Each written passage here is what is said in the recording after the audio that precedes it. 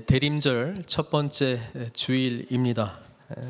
우리 주님께서 오신 성탄을 향해서 초를 한 개씩 켜 나가고 있습니다.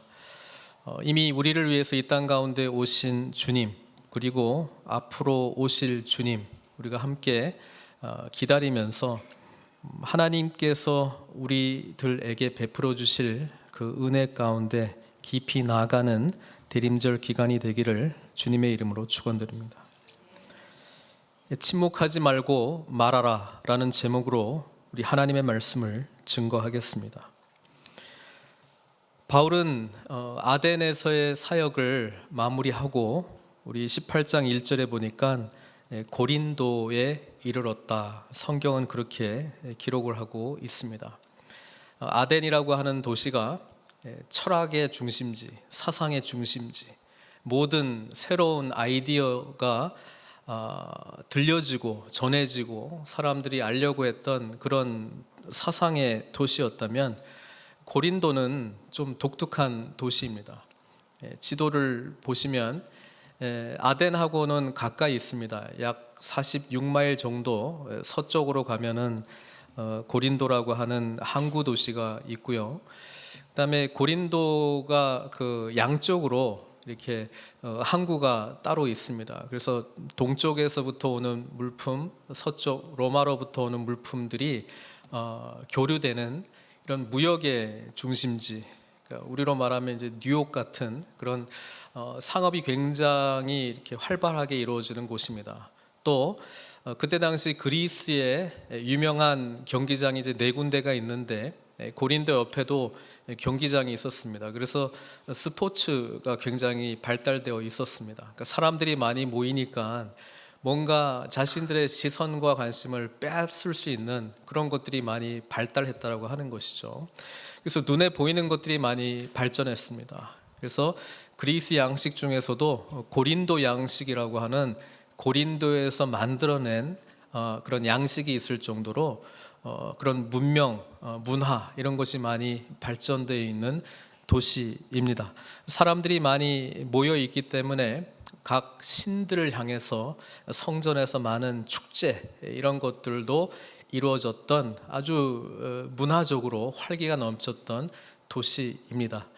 반면에 여러 사람들이 많이 모이는 항구 도시의 특성상 성적으로 굉장히 또 문란한 도시로도 소문이 나 있습니다. 그래서 고린도라고 하는 장소인데 이것을 동사로 사용을 해서 고린도인처럼 행하다라고 하는 이 단어는 굉장히 문란한 사람, 굉장히 음행을 하는 사람을 지칭할 정도로 이 고린도라고 하는 단어는 그렇게 성적으로 부정적인 단어로도 사용이 되기도 했습니다. 여러분, 오늘 우리가 읽었던 18장 1절부터 11절까지는 바울이라고 하는 한 사람이 이 엄청난 세상 문화를 대표하는 이 고린도라고 하는 곳에 발걸음을 내어 딛고 거기서 고린도를 대항할, 고린도의 문화를 대항할 새로운 하나님의 나라, 고린도 교회를 세우는 놀라운 역사적인 사건이 기록되어 있습니다. 우리는 이 세상은 원래 이렇고 세상을 변화시킬 수 없어, 이 문화를 거스를 수 있는 능력은 없어, 이렇게 생각할지도 모르겠습니다. 그런데 이 문화적으로도 스포츠로도 사람들이 모이고 보이는 것에 집중한, 그리고 성적으로도 문란했던 이곳에 바울이라고 하는 한 사람이 들어가므로 그 사람을 통해서 교회가 세워지므로 이 고린도라고 하는 이 도시는 이제는 기독교 역사 속에서 고린도 교회를 기억해야 될 만큼 놀라운 변혁이 일어난 정말 축복의 장소가 되었다라고 하는 것입니다. 그래서 하나님은 이토록 정말 세상을 변화시킬 한 사람을 찾고 있습니다. 바울이 유달리 다른 사람과 특징지었던 것은 복음이 뭔지를 분명히 알고 있었다라고 하는 것입니다. 하나님 나라 복음이 무엇인지 분명히 알고 있었다라고 하는 것이고요. 복음에 자기의 생명을 내어 걸었다라고 하는 것이고 사명자로 그 땅에 들어갔습니다. 여러분, 교회는 영광스러운 그리스도의 몸입니다. 교회는 그냥 믿는 사람들이 모여서 일주일에 한 번씩 예배드리고 찬양하는 그런 곳이 아닙니다. 물론 그것도 중요하죠. 교회는 그리스도의 몸입니다. 그리고 교회가 세워진 곳에 영광스러운 하나님의 나라가 시작이 될 뿐 아니라 그 놀라운 세계가 완전히 변혁될 만큼 일으키는 그 장소가 되는 줄로 저는 믿습니다. 오늘 그 놀라운 사건을 우리가 함께 보면서 우리가 늘 푸른 선교 교회로 모여 있는데요, 정말 이 고린도라고 하는 이 사회를 변화시키는 이 고린도 교회의 능력을 우리가 함께 꿈을 꾸고 함께 그 교회를 이루어 나가는 하나님 나라 운동에 참여하는 그런 꿈을 꾸시는 귀한 시간이 되기를 바랍니다. 1절에 보니까 고린도에 갔습니다. 그리고 여기 보면 귀한 만남이 이루어지는데요, 2절에 보니까 아굴라라 하는 본도에서 난 유대인 한 사람을 만나니 이렇게 되어 있습니다. 그러니까 본도라고 하는 곳의 출신인 아굴라라고 하는 유대인을 만났습니다. 그런데 배경 설명이 뭐냐면 글라우디오는 황제 이름이거든요. 뭐 몇 년 통치를 안 했습니다. 근데 어쨌든 글라우디오라고 하는 황제가 모든 유대인을 명하여 로마에서 떠나라 한 고로 그 유대인 추방 명령이 있었습니다. 기록에 보면 크레스투스라고 하는 사람 때문에 로마에 소요가 일어나서 유대인들끼리 막 분란이 일어나고 막 소요가 일어나니까 그냥 황제가 모든 유대인들은 로마를 떠나라라고 하는 추방 명령을 내렸습니다. 그 크레스토스가 누구냐? 그리스도로 생각을 하고 있습니다, 학자들은요. 그래서 유대인들 중에 예수 그리스도를 믿는 사람과 또 믿지 않는 이 세력이 늘 갈등 가운데 있잖아요. 그러니까 유대인들이 늘 바울을 이렇게 적대하고 핍박을 주잖아요. 그러니까 그 갈등이 로마에서도 일어났다는 거예요. 얼마나 사회적인 이슈가 되었냐면 그 황제가 모든 유대인들을 하여튼 뭐 잘 모르겠고 다 나가라 이렇게 추방 명령을 내린 겁니다. 그때에 아굴라가 로마에서 살고 있었는데 추방을 당해서 고린도로 왔고요. 그 다음에 그 아내 이름이 기록되어 있습니다. 근데 앞에 아굴라는 유대인이고 뒤에 브리스길라에 대한 설명은 없기 때문에 브리스길라는 유대인이 아니다 이렇게 지금 생각을 하고 있는 것이죠. 그래서 학자들은 로마 사람이 아니겠는가, 로마 여인과 유대 남자의 결혼. 그러나 이 부분은 또 가만히 읽어보면은 사도 바울이 복음을 전했다라고 하는 기록도 없습니다. 그냥 만나서 생업이 같음으로 천막 만드는 일을 했는데 같이 살고 같이 일을 했다 이렇게 기록이 된 걸로 봐서는 이들은 로마에서 이미 복음을 받아들인 크리스찬들로 그렇게 여겨지고 있습니다. 바울은 하나님의 은혜 안에서 지금 고린도라고 하는 곳을 가고 있다라고 하는 것을 분명히 말씀해 주고 있죠. 고린도 땅에 도착한 사도 바울에게 하나님이 제일 먼저 하시는 일은 동역자를 만나게 해 주십니다. 여러분, 이 만남의 축복이 우리들 가운데 이루어져야 됩니다. 여러분, 사도 바울과 이 브리스길라와 아굴라의 이 만남은 놀라운 축복입니다. 근데 사도 바울은 예상하지 않았겠죠. 또 아굴라하고 브리스길라는 로마에서 잘 살고 있었어요. 또 복음을 받아들였기 때문에 예수 믿는 그 소망을 가지고 있었어요. 그들은 천막 만드는 일을 하고 있었기 때문에 먹고 살아가는데 부족함이 없었습니다. 근데 어느 날 갑자기 추방 명령이 내려졌습니다. 갑자기 떠나라고 했습니다. 생각해 보십시오. 하루아침에 자기가 일했던 그 일터를 떠나야 되고 집을 떠나야 되고 어디로 가야 될지 뭐 방향도 없는 상황에서 얼마나 고민이 많았겠습니까? 그래서 고르고 고르던 것이 고린도였거든요. 고린도가 사람이 많이 모여 있고 무역이 중심이 돼 있고 장사들이 많이 있으니까 그곳에 가면은 먹고 살 수는 있겠다. 이것 때문에 고린도를 간 게 아니겠습니까? 그리고 오면서도 우리가 하나님 믿고 일이 뭐 잘 될 줄 알았는데 도대체 이게 뭐냐? 뭐 이런 여러 가지 생각들이 많이 있었을 거 아니에요. 바울보다 이미 먼저 고린도에 정착을 해서 천막 만드는 일을 했습니다. 성경에 보면은 바울이 그들에게 감해 이렇게 돼 있잖아요. 그러니까 사도 바울이 고린도에서 찾다가 믿는 사람들을 발견한 거예요. 바울 입장에서는 놀라운 거예요. 이야, 내가 아직 로마도 안 가봤는데 로마에 하나님을 믿는 사람들이 있어? 로마에 하나님의 교회가 있어? 나중에 지금은 2차 전도 여행 중입니다만은 3차 전도 여행 때 고린도에 다시 와서 한 3개월 정도 머무르는 시간이 있습니다. 그때에 로마 사람들, 성도들을 위해서 쓴 그 유명한 편지가 로마서입니다. 로마서. 그러니까 사도 바울은 한 번도 로마에 아직 가보지는 못했는데 로마에 있는 성도들, 로마에 있는 교회에 대한 소식을 누구를 통해서 들었다고요? 네, 아굴라하고 브리스길라를 통해서 들은 거야. 어떻게 예수를 믿게 되었어요? 어떻게 그들은 공동체를 이루고 있었습니까?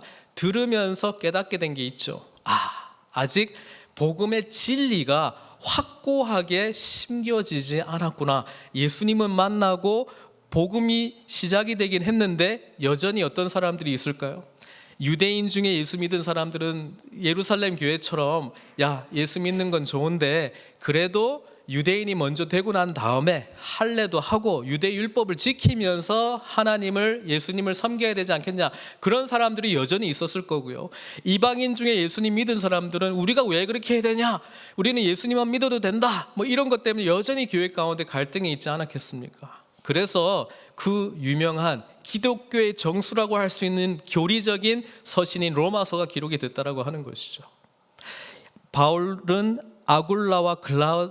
아굴라와 브리스길라를 만나면서 정말 예수 안에서 한 형제 자매가 된 이 공동체의 능력을 경험했다라고 하는 것입니다. 생업이 같았습니다. 천막을 만드는 일이었습니다. 그래서 그들은 함께 살며 일을 하니, 이 한 구절에서 추정할 수 있는 것은 아굴라하고 브리스길라는 고린도에 와서 집을 구입을 했겠죠. 세를 주든지 샀겠죠. 그리고 그 작업 공장, 천막을 만드는 분명히 일터가 있었을 거예요. 그리고 바울이 아마 그들과 함께 일했다라고 하는 것은 고용을 했던 것 같습니다. 그리고 함께 살았다라고 하는 것은 그 집에 같이 살았다라고 하는 것이죠. 여러분, 한 사람의 예수 믿는 사람, 이제는 두 사람이 더 합해져서 세 사람이 됐습니다. 이들이 모여서 공동생활, 초대교회에서 누렸던, 우리가 함께 들었던 그 공동생활을 이루면서 이 하나님의 교회가 시작이 되고 있었고요. 정말 아무도 이 사람들을 쳐다보지도 않았고 무슨 영향력을 행사할 것이다 기대도 안 했지만 이미 고린도는 바로 이 사람들 때문에 하나님의 나라로 서서히 변화되고 있었다라고 하는 것입니다. 그래서 예수 안에서 믿는 사람들의 만남이 얼마나 귀한 줄 모릅니다. 근데 그냥 아무렇게나 만나는 것이 아니고 이 세 사람은 예수님이 누구신가에 대한 분명한 신앙 고백이 있었어요. 그냥 교제하는 게 아니고 그냥 같이 먹고 살고 그냥 일하는 것이 아니고 하나님의 나라를 꿈꿨다라고 하는 점에서 이 세 명에게는 놀라운 능력의 잠재력이 이미 있었다라고 하는 것입니다. 여러분, 교회가 무엇입니까? 목사 한 명 있고 성도들 앉혀 있고 예배드리고 찬양하면 이게 교회입니까? 성경이 정의하고 있는 교회는 굉장히 분명하죠. 마태복음 16장에 예수님께서 제자들에게 물어보잖아요. 사람들이 너희는 나를 누구라고 하느냐? 그때 베드로가 기가 막힌 대답을 했습니다. 뭐라고 했냐면 주는 그리스도시요 살아계신 하나님의 아들이십니다. 이렇게 고백을 했고요. 예수님께서 이 대답을 듣고 이렇게 말씀하잖아요. 너는 베드로라. 내가 이 반석 위에 내 교회를 세우리니 음부의 권세가 이기지 못하리라. 그렇습니다. 교회는요, 분명한 신앙 고백, 예수님이 누구신지 분명히 아는 사람들을 통해서 세워주는 거예요. 신앙 고백 없이 사람들 모인다고, 목사 한 명 세워놨다고 같이 찬양의 입술을 함께 모여서 찬양한다고 그게 교회가 되는 것이 아니고요, 분명한 신앙 고백이 있어야 돼요. 예수님이 누군 줄 알아야 되는 거예요. 살아계신 하나님의 아들이시라는 것을 알아야 되는 거예요. 그분이 주님이시라는 것을 알아야 되는 거예요. 바로 이 귀한 신앙 고백 위에 하나님의 교회가 세워주는 줄 믿습니다. 이 교회는 아무도 흔들 자가 없는 거예요. 그래서 교회를 세우기 위해서 제일 기초적으로 해야 될 작업은 우리에게 베드로가 고백했던 이 신앙 고백이 있는가, 여기에 집중을 해야 되는 거예요. 사람 모아놓고 더 많이 모으는 쪽에 집중하는 것이 아니고 정말 예수 그리스도를 나의 구주로 고백하고 있느냐, 이것만이 분명하고 이것만이 확신이 있다면 두세 사람이 모여도 거대한 로마든 거대한 고린도든 무너진다고 성경은 분명히 말씀하고 있습니다. 오늘날 교회가 왜 영향력이 없느냐, 어떻게 보면 가장 기본적인 이 고백, 주는 그리스도시고 왕이시고 살아계신 하나님의 아들이십니다, 이게 아직 안 믿어지는 거예요. 그렇게 분명하게 고백하지 않은 사람들이 모여서 뭐 으쌰으쌰 하고 뭐 일을 하는 것 같지만, 정말 그들의 주인, 삶의 주인이 참되게 예수 그리스도이신가, 이것을 정말로 믿는가, 그런 사람들로 교회가 세워지는가에 대해서는 조금 주의를 기울이지 않다 보니까 그냥 종교인 양성하는 거예요. 더 많은 종교인 양성하는 것이 마치 교회가 부흥되는 것처럼 착각하고 있는지도 모르겠습니다. 다시 한번 말씀드립니다. 교회는 베드로가 고백했던 이 신앙 고백이 나의 신앙 고백, 이 분명한 신앙 고백을 하는 사람들을 통해서 세워지는 줄 믿습니다. 사도 바울은 아굴라, 브리스길라 세 명이 함께 일하고 삶을 나누고 공동체를 형성했습니다. 오늘날 교회가 능력 있지 못하는 것은 이렇게 온전한 신앙 고백으로 뭉쳐진 공동체를 경험을 못 해본 거예요. 정말 예수님을 주로 고백하는, 메시아로 고백하는, 그리고 하나님 나라의 통치를 사모하는 자들의 모임이 어떤 것인가를 경험을 못 해본 거예요. 그러니까 세상에서 만난 거나 여기서 만난 거나 비슷한 거야. 공동체는 마치 그렇게 하는 것이 그냥 알고 있는 거예요. 진짜 공동체 경험을 못 해봤기 때문에 얼마나 그것이 폭발적인 능력을 일으키는가 경험을 못 해봤으니까 교회에 대해서도 세상에 대해서도 뭐 별 차이가 없는 것 같고, 조금 차이가 있다면 모여서 성경 피고 예배 드려지는 것, 마치 그것이 다 있냐 생각하고 있는지도 모르겠습니다. 다시 한번 말씀드립니다. 주는 그리스도시요 살아계신 하나님의 아들이십니다. 이 분명한 신앙 고백으로 모인 자들은 주님 나라를 꿈꿀 수밖에 없고요, 자기 자신만 고민할 수 없고 공동체를 통해서 역사하신 주님 나라의 비전이 보이기 때문에 교회의 영광을 봅니다. 그 교회의 영광을 맛본 사람이 교회에 헌신하고 교회를 위해서 힘쓰고 섬긴다라고 하는 그 영광이 무엇인지를 알게 되는 것이죠. 이 영광 없이, 신앙 고백 없이 교회에서 무슨 일을 하자 그러면 이거 핑계 댈 게 많이 있죠. 만약에 내 모습이 그렇다라 그러면 내가 도대체 뭘 믿고 있는가에 대해서 본질적인 질문을 깊이 하시기를 바랍니다. 그리고 주변에 정말 그 복음이 뭔지를 알 것 같다라고 하신 분들과 함께 교제하십시오. 그리고 하나님 나라의 복음의 그 꿈을 꾸시는 저와 여러분들 되시기를 주님의 이름으로 축원드립니다. 바울이 지금 시작했어요. 그래서 주중에는 그 일을 했다라고 성경은 기록을 하고 있습니다. 그래서 이때까지 해왔던 선교 전략이 사람들 많이 모이는 곳에 유대인들이 많이 모이게 되고, 유대인들이 많이 모이면 회당이 있기 때문에 회당에 분명히 먼저 찾아가서 안식일 날 말씀을 먼저 전하는 전략을 똑같이 펼칩니다. 4절에 보면 안식일마다 바울이 회당에서 강론하고 유대인과 헬라인을 권면하니라 이렇게 이야기합니다. 그 다음에 5절에 또 만남의 축복이 주어지는데, 이번에는 누가 옵니까? 그동안 헤어졌던 실라, 또 루스드라에서 만났던 디모데가 합류하게 됩니다. 마게도냐로부터 내려오매 바울이 얼마나 기뻤겠습니까? 그동안 혼자라고 생각했는데 지금 아굴라하고 브리스길라 만난 것도 참 감격스럽지만 실라, 믿음의 동역자들, 나와 함께 처음부터 이 2차 선교 여행을 함께 했던 실라, 그리고 중간에 정말 신실한 디모데를 만난 이 은혜가 얼마나 귀하겠습니까? 그리고 실라로부터, 디모데로부터 마게도냐의 여러 교회들, 빌립보 교회, 데살로니가 교회, 더베, 뭐 여러 교회들에 일어나고 있었던 놀라운 사건들을 듣지 않았겠습니까? 그러면서 하나님의 놀라우심을, 교회의 영광을, 그 도시들을 변혁시키고 있는 교회의 능력을 함께 나누고 꿈을 꾸지 않았겠습니까? 실라와 디모데가 그냥 온 것이 아닙니다. 사도 바울은 정신적으로, 영적으로, 감정적으로만 위로받은 것이 아니고 육신적으로도 위로를 받았습니다. 왜냐하면 디모데하고 실라가 왔을 때에 바울을 위해서 물질도 가져왔기 때문에 그렇습니다. 이것이 기록되어 있는 게 고린도 후서 11장 9절에 보면은 이런 기록이 있습니다. 또 내가 너희와 함께 있을 때 비용이 부족하였으되, 지금 사도 바울이 고린도 교회를 위해서 쓴 편지잖아요. 누를 끼치지 아니하였음은, 왜냐하면 천방 만드는 일을 통해서 자기 생활비는 자기가 벌었으니까요.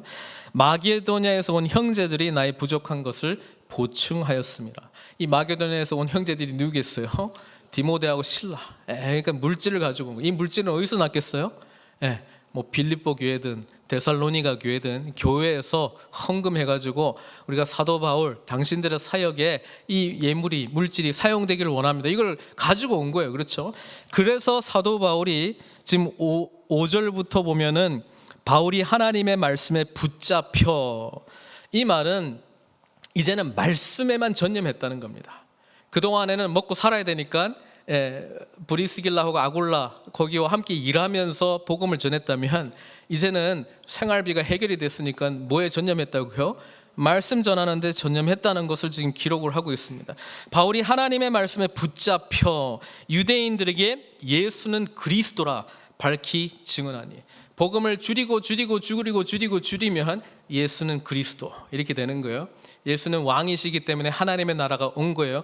하나님의 나라가 우리에게 도래했기 때문에 우리는 왕 같은 제사장처럼 살게 돼 있어요. 그러니까 예수 믿고 그냥 하나님 나라, 죽어서 천국 가는, 지금 이 땅에서 살아가는 것은 유예고, 이제 그냥 죽을 때까지 그냥 인내하면서 기다렸다가 그냥 죽을 날 되면 천국 가는 그런 인생이 아니라, 지금 이 땅 살아가면서 하나님의 나라를 세우는 제사장, 왕 같은 제사장의 역할을 우리가 감당해야 된다는 거예요.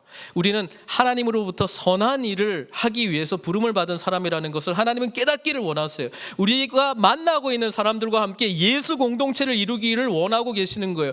세상이 정말 저 사람들은 도대체 뭐냐라고 질문할 만한 그런 아름다운 하나님 나라의 맛을, 빛과 소금의 역할들을 감당할 그 나라를 꿈꾸는 자들이 되라는 말씀을 해주고 있는 것입니다. 그게 다 압축해서 예수는 그리스도, 이 말을 전했다는 거예요. 그런데 복음이 전해지면 항상 대적하는 사람들이 나타나죠. 6절에 보면 그들이 대적하여 비방하거늘 바울이 옷을 털면서 이르되 너희 피가 너희 머리로 돌아갈 것이요 나는 깨끗하니라. 이후에는 이방인에게로 가리라. 사도 바울은 자신은 할 만큼 다 했고 나는 이제 이방인들에게 집중하겠다 이야기를 합니다. 사도 바울은 늘 자신이 유대인이었기 때문에, 또 자신이 유대인이면서 복음을 듣고 배척한 사람이었기 때문에, 그러다가 예수님을 만난 사람이었기 때문에 이 복음을 받아들이지 않는 사람들을 너무나 잘 이해를 했어요. 자기가 바로 그 자리에 있었기 때문에. 그리고 그들을 향해서 보면 볼수록 힘들고 핍박을 하고 있는 게 얼마나 힘들겠어요. 근데 그들을 향해서 불쌍히 여기는 마음이 있었습니다. 항상. 왜? 자기가 바로 그런 사람이었기 때문에. 예수님만 알면 저들의 인생이 변화될 텐데, 예수님만 알면 우리는 율법도 받았고 하나님도 알고 예배드릴지도 알고 가장 축복받은 민족인데, 예수님을 제대로 못 만나가지고 마지막 2%가 부족해가지고 정말 하나님을 대적하는 원수의 길로 가고 있는데, 멸망의 길로 가고 있는데 너무나도 안타까운 거예요.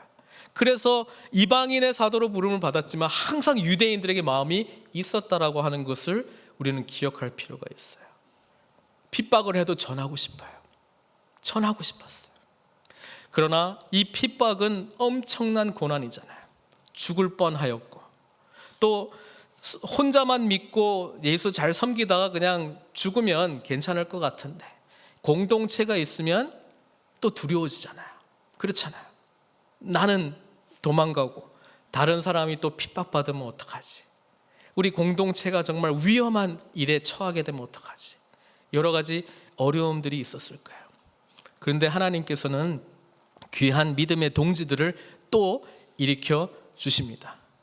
브리스길라, 아굴라, 디모데, 실라와 함께 추가적으로 또 누가 생겼습니까? 7절에 보니까요, 하나님을 경외하는 디도, 유스도. 회당 중심으로 말씀을 열심히 전했는데 핍박하면서 못하게 합니다. 그러니까 디도, 유스도라고 하는 사람의 집에 거하게 되었습니다.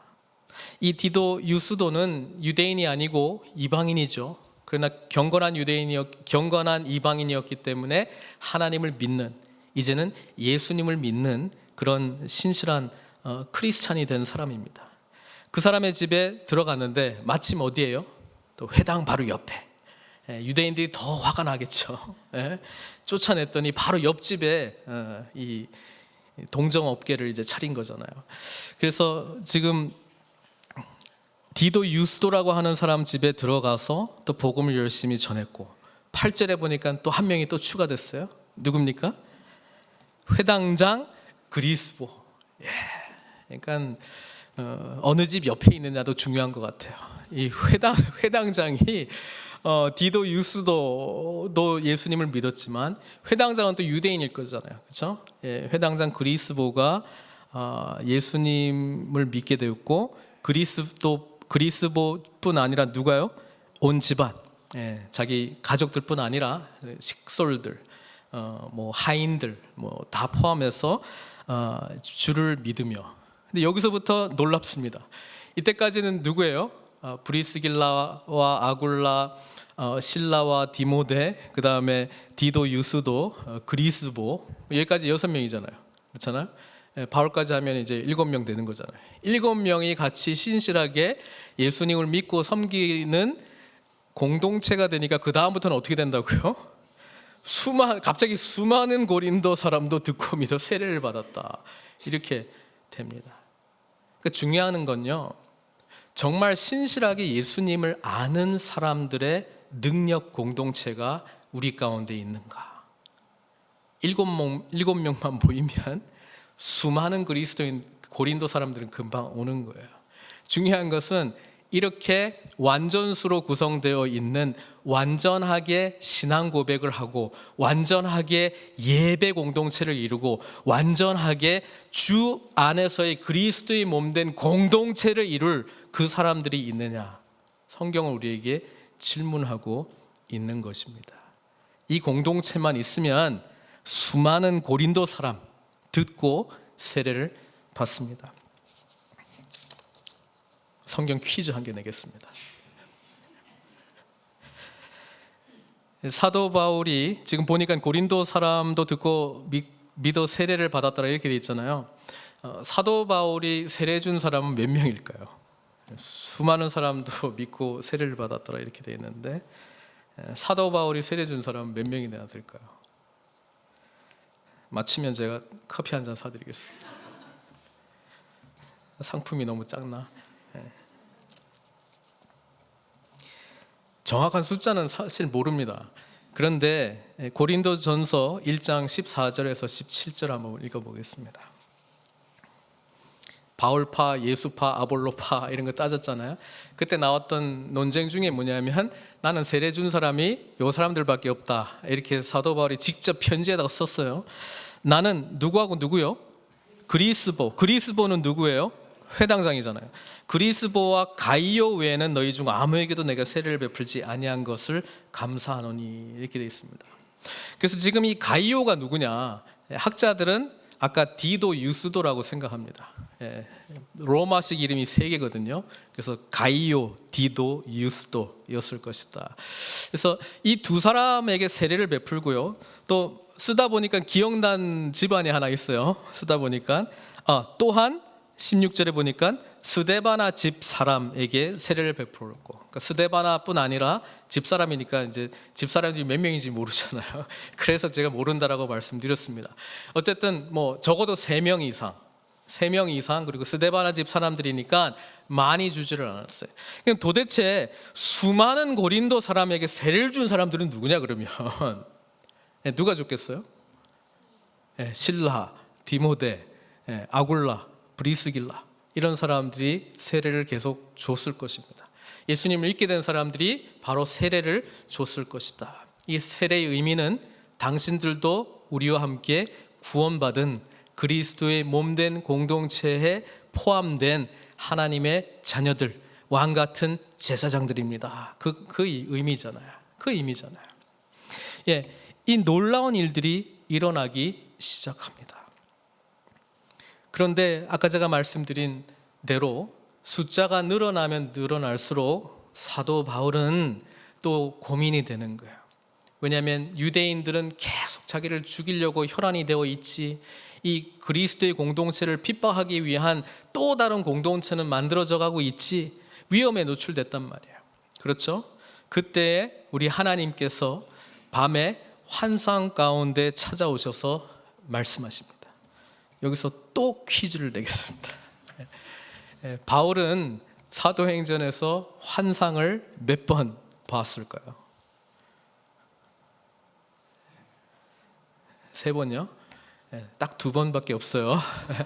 16장에 우리 마게도냐 사람이 건너와서 우리를 도우라. 드로아에서 환상이 하나 있고, 그 다음에 여기 베드로는 뭐 환상을 또 몇 번 봤어요, 그죠? 자, 이 환상은 비전입니다. 비전. 하나님이 보여주는 거죠. 여러분, 우리는 하나님으로부터 비전을 봐야 돼요. 그때 정말 절대 위로를 받을 수 있습니다. 우리 하나님께서 밤에 환상 가운데 바울에게 말씀하십니다. 뭐라고 말씀하냐면, 두려워하지 말고 침묵하지 말고 말하라. 자, 이때까지 사도 바울이 어떻게 이동을 했냐면은 주로 핍박하러 오잖아요. 그러니까 위험합니다, 먼저 떠나십시오. 그래서 핍박받고 도망간 곳이 사역지가 됐어요. 이때까지는 약간 그런 식으로 움직였습니다. 근데 하나님께서는 이 고린도에 지금 해야 될 일이 너무 많기 때문에 바울이 혹시 떠날까 봐 환상으로 보여주시는 겁니다. 여러분, 이게 굉장히 중요해요. 때로는 우리가 상황 때문에, 여건 때문에 하나님의 일을 할 수 있어요. 그것도 나쁜 거는 아니고 그런 식으로 하나님께서 역사하실 때도 있어요. 그런데 늘 깨어서 기도해야 될 것은 하나님의 뜻이 무엇인지를 모른 채, 저번에도 조금 하다가 핍박 오면 또 딴 데로 가고 이렇게 했는데 지금 뭐예요? 가지 말라는 거잖아요. 하나님 가지 말라고 이야기하는 거잖아요. 그러니까 가라 할 때 가고 멈추라 할 때 멈추라고 하는 그 음성을 듣기 위해서 주님과의 깊은 교제 가운데 나아가야 된다라고 하는 것입니다. 바울은 하나님과의 깊은 기도 가운데 늘 있었습니다. 그러니까 환상 가운데 말씀하시는 주님의 음성이 들렸다라고 하는 것이죠. 두려워하지 말며 침묵하지 말고 말하라. 바울은 자기가 말하다가 죽는 거에 대해서는 두려움이 없었을 거예요. 근데 자기가 이야기를 전해서 복음을 전하다가 지금 그리스보나 또 디도 유스도나 또 브리스길라와 아굴라나 자기와 함께한 자들이 또 피해를 입을 것을 생각해 보면 얼마나 고민을 많이 했겠습니까? 하나님, 대충 타협할까요?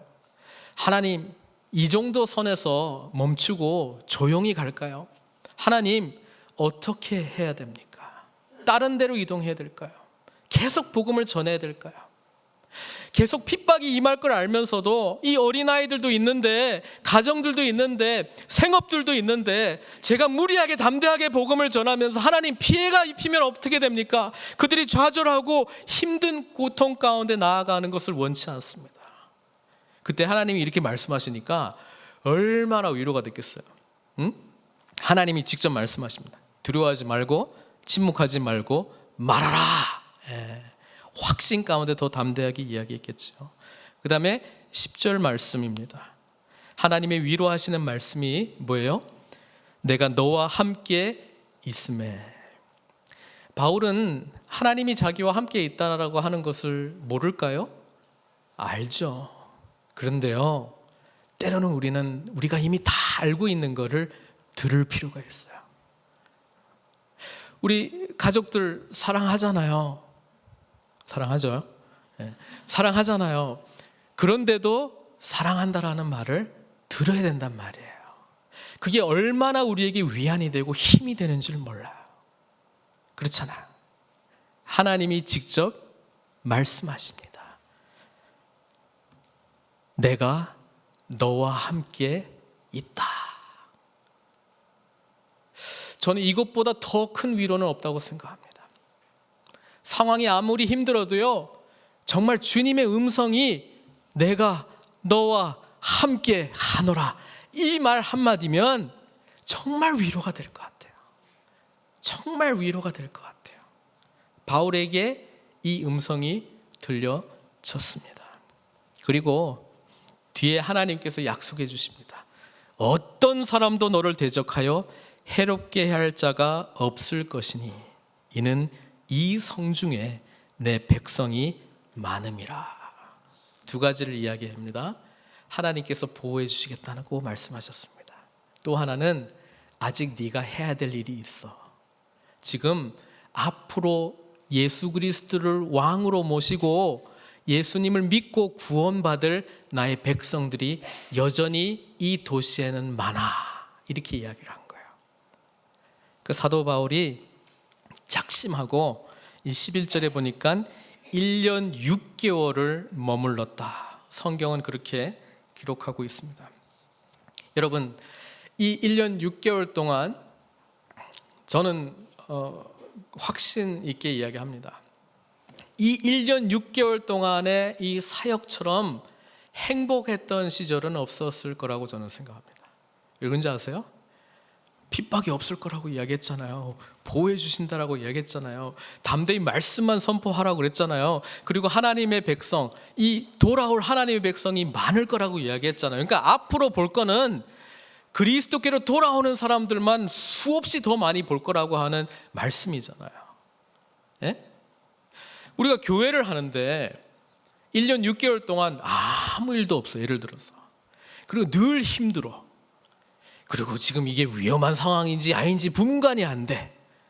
예? 이 사역을 계속 해야 되는지 말아야 되는지 판단도 안 서. 그러면 늘 미래에 대한 불안, 과거에 대한 후회로 사는 것 아닙니까? 현재를요. 얼마나 불행하게 사는 거예요. 근데 그게 아니라 보장됐어요. 다. 함께 하겠다. 열매들이 많을 거다.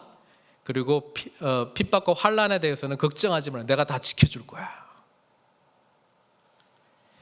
이 말씀은 여전히 저와 여러분들에게 하시는 하나님의 말씀인 줄로 믿습니다.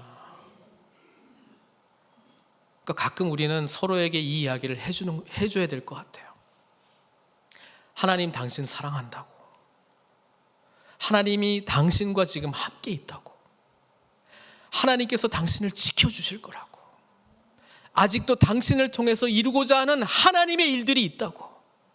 서로에게 이 이야기를 해줘야 되는 거예요. 그렇게 하기 위한 공동체가 우리 가운데 있어야 되는 거예요. 그렇게 하기 위해서 예수 그리스도를 나의 주 하나님으로 고백하는 믿음의 신앙 고백을 하는 공동체가 우리 가운데 있어야 된다는 거예요. 그럴 때에 우리는 세상을 향해서 담대하게 나가게 될 줄 믿습니다. 이렇게 해서 고린도는 무너집니다. 1년 6개월이라고 하는 이 시간 동안에 고린도가 변화되기 시작합니다. 예수님이 통치하는 나라를 이들이 경험하기 시작합니다. 성령의 능력을 이들이 맛보기 시작합니다. 예수 공동체가 보여주는 세상 공동체 말고 대안적인 공동체가 얼마나 능력 있고 축복의 공동체인지를 보여주기 시작합니다. 예수님을 왕으로 모시는 사람들의 삶이 얼마나 빛된 삶인가를 이 고린도 사람들이 보기 시작합니다.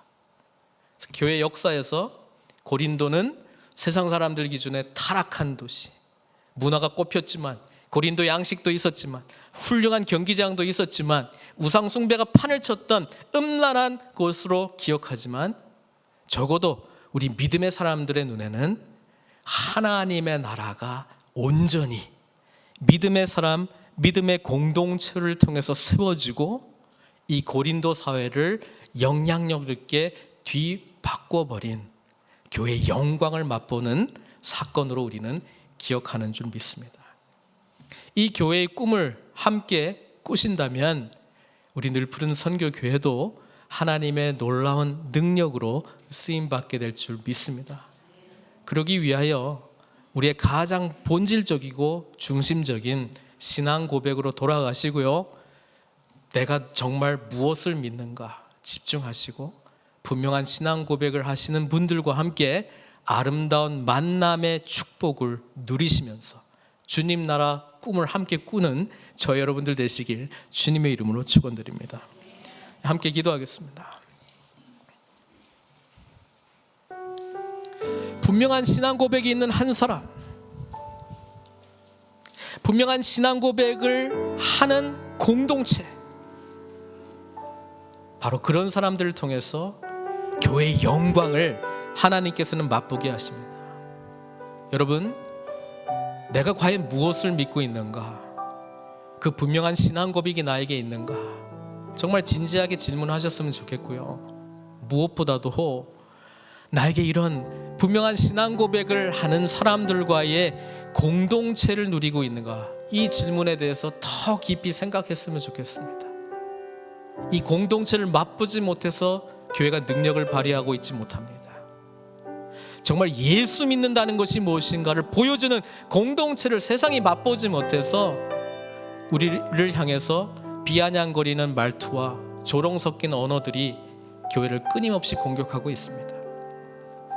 하나님을 신실하게 믿는 한 사람만 고린도 땅을 밟으면 거기에 고린도 교회가 세워지고, 그래서 하나님의 나라의 통치로 변화되는 놀라운 능력을 하나님께서 우리를 통해서 이루시고자 합니다. 우리의 고린도는 어디입니까? 우리가 밟아야 될 그 영광스러운 땅은 어디입니까? 그 이전에 교회의 영광을 꿈꾸시고 이루시고 우리를 통해서 행하시기를 원하시는 하나님의 그 꿈을 우리도 함께 꾸고 있습니까?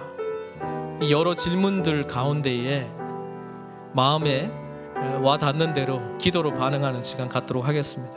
기도하시겠습니다.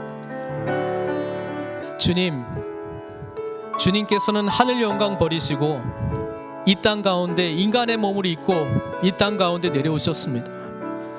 주님께서 이 땅을 밟으실 때 하나님의 거룩한 능력이 임하셨고 하나님 나라가 시작된 것을 저희는 믿습니다. 아버지 하나님, 그 꿈을 품은 사도 바울도 고린도 땅을 향해서 밟을 때에 그 땅이 거룩한 하나님의 터전으로 교회가 세워지는 놀라운 역사를 우리는 함께 말씀을 통해서 보았습니다. 우리 믿음의 지체들이 여기 있사오니 예수 그리스도를 나의 하나님으로 나의 왕으로 모시고 살아가는 저희들을 통하여 우리가 밟는 곳곳마다 우리의 집안이, 우리의 일터가, 사업체가 변화될 수 있도록 주님 축복하여 주시기를 간절히 원하옵고, 하나님의 영광스러운 교회를 이루어 나갈 수 있도록 주님 은총 허락하여 주시옵소서. 만남의 복을 누리기를 간절히 원합니다. 우리에게도 바울이 누렸던 그 교제, 아굴라를 만나고 브리스길라를 만나고 실라를 만나고 디모데를 만나고 디도 유스도를 만나고 그리스보를 만나고 함께 모일 때에 하나님의 영광을 경험하고 교회를 통한 하나님의 영광을 꿈꾸며 앞으로 이 세상을 변혁시킬 하나님의 복음에 생명 걸었던 이 공동체를 우리 또한 경험할 수 있도록 은혜 내려주셔서, 세상은 고린도처럼 문명으로, 문화로, 축제로, 스포츠로 여러 가지 다른 것들로 우리의 우상을 만들라고 이야기하지만 사도 바울과 그의 공동체는 오직 예수 그리스도만이 하나님께서 우리에게 허락한 가장 귀한 축복, 주님의 나라를 이룬다라고 하는 것을 말씀하셨고, 저희들도 이 메시지에 동참하는 자로 불러주셨습니다. 주님, 그 은혜를 잊지 아니하고 이미 오신 주님의 나라, 앞으로 완성될 그분의 나라, 주님의 나라 바라보면서 오늘도 사명자로 살아가는 저희들 다 될 수 있도록 축복하여 주시옵소서. 예수님의 귀하신 이름으로 기도드리옵나이다.